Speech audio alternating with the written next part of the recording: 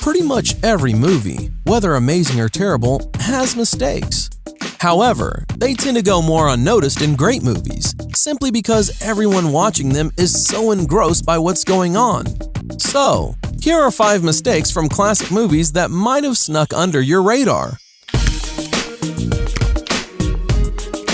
Let's start with the legendary film Braveheart.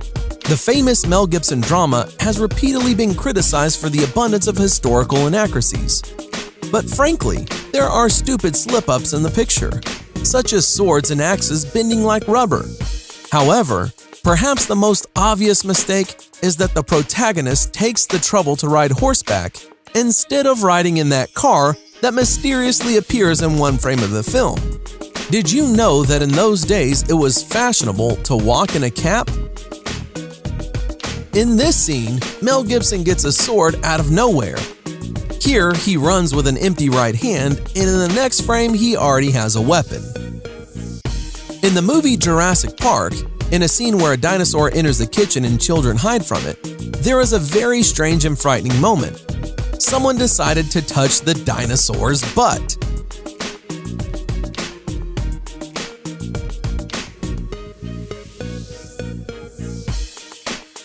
In the movie The Dark Knight Rises, here's the first time we're shown that Batman has a fighting technique called non-contact combat.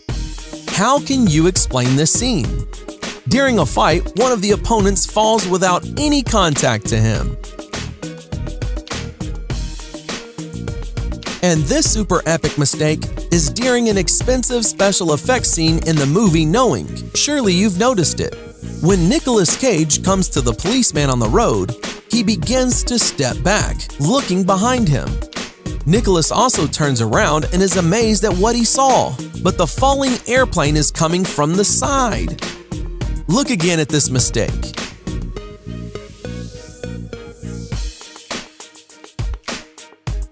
How could they spoil such an expensive scene? Next, we have the movie Gladiator. The movie setting unfolds almost 2,000 years ago. During the Battle of Maximus in the arena, you can see how, in addition to usual spectators, a reporter with a video camera came to see the battle. I'm guessing he's streaming a live broadcast of the battle on ancient Rome TV. It also turns out that in hot weather, people came to the stands with plastic bottles of water. Very prudent. Also, very striking is the shoes people are wearing in ancient Rome. Apparently, we got the designs of modern soles from them as well. Today, some historians say that gladiator fights had elements of a show, kind of like wrestling now. And seeing as rivals stab swords at each other's armpits, you begin to believe it.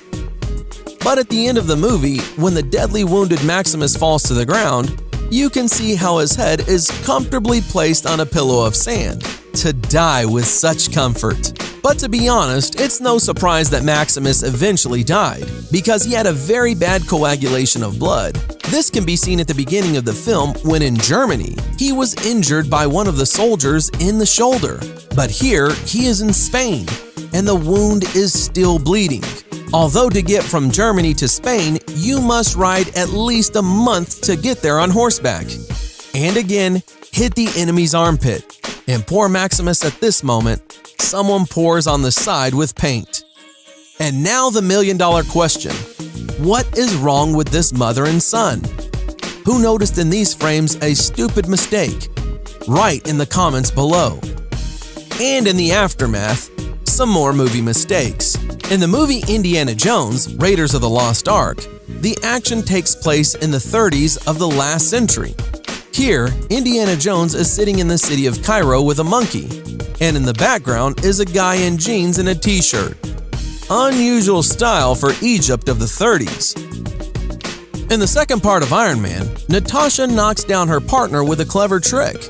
However, at the moment of the trick, she turned into a completely different woman. In general, Iron Man 2 is a mystical film. Otherwise, how do you explain that Tony Stark's reflection in the mirror thrusts 2 fingers into his mouth before Tony Stark himself? And what other kind of movie mistakes did you notice, guys? Leave a comment below. Thanks for watching. Subscribe for more.